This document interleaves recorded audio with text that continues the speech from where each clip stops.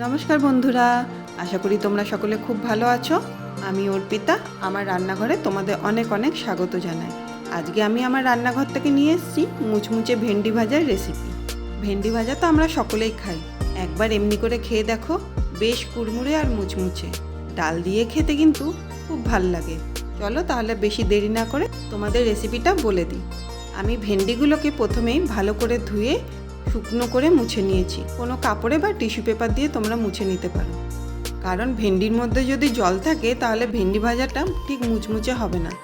এরপরে আমি ভেন্ডির দুদিকটা কেটে নিয়েছি আর লম্বা লম্বাভাবে 4 টুকরো করে নিয়েছি। এরপর আমি ভেন্ডির ভিতরের যে সাদা অংশটা থাকে বিচি সমেত সেটা ফেলে দিয়েছি, কারণ এর থেকেই ভেন্ডির যে ল্যাটল্যাটে ভাবটা থাকে সেটা বের হয়। সেটা যাতে না হয় তার জন্য মাঝখানের অংশটা বাদ দিয়ে দিতে হবে। এইভাবেই এক এক করে আমি সব ভেন্ডিগুলো কেটে নিয়েছি। তোমরা একবার এইভাবে ভেন্ডি ভাজা খেয়ে দেখো, দেখবে ডালের সাথে ভাতের সাথে খুব সুন্দর যায় ভেন্ডি ভাজাটা, বেশ মুচমুচে হয়।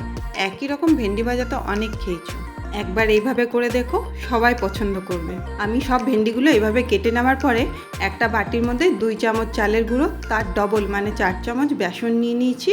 এবার এর মধ্যে আমি হাফ চামচ করে লঙ্কা গুঁড়ো, জিরা গুঁড়ো, হলুদ গুঁড়ো আর পরিমাণ মতো নুন দিয়ে নিয়েছি আর ভালোভাবে মিশ্রণটাকে মিশিয়ে নিয়েছি। তোমরা এখানে চাট মশলাও ব্যবহার করতে পারো বা আমচুর পাউডারও দিতে পারো। এবার কেটে রাখা ভেন্ডিগুলো এই মিশ্রণের মধ্যে দিয়ে দিতে হবে আর ভালোভাবে এই মিশ্রণটা ভেন্ডির মধ্যে মাখিয়ে নিতে হবে।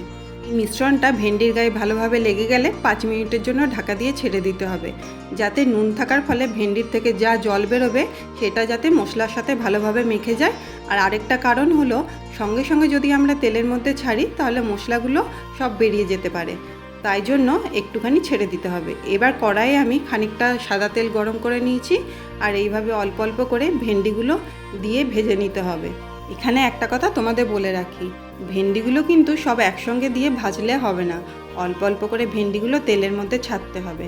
আর এই ভেন্ডিটা ভাজার সময় গ্যাসের আঁচ সবসময় মিডিয়াম থেকে লো রাখতে হবে, যাতে ভেন্ডির গায়ে লাগানো মশলাগুলো পুড়ে না যায় আর ভেন্ডিটাও মুচমুচে হয়। এইভাবে এক এক করে আমি ভেন্ডিগুলো অল্প অল্প করে দিয়ে প্রায় সবগুলোই ভেজে নিয়ে টিস্যু পেপারে রেখে নিয়েছি, যাতে অতিরিক্ত তেলগুলো টেনে নেয়। তোমাদের রেসিপিটা যদি ভালো লাগে তাহলে আমার ভিডিওতে লাইক, কমেন্ট, শেয়ার করতে ভুলো না। আমার চ্যানেলটা একটু সাবস্ক্রাইব করে দিও প্লিজ।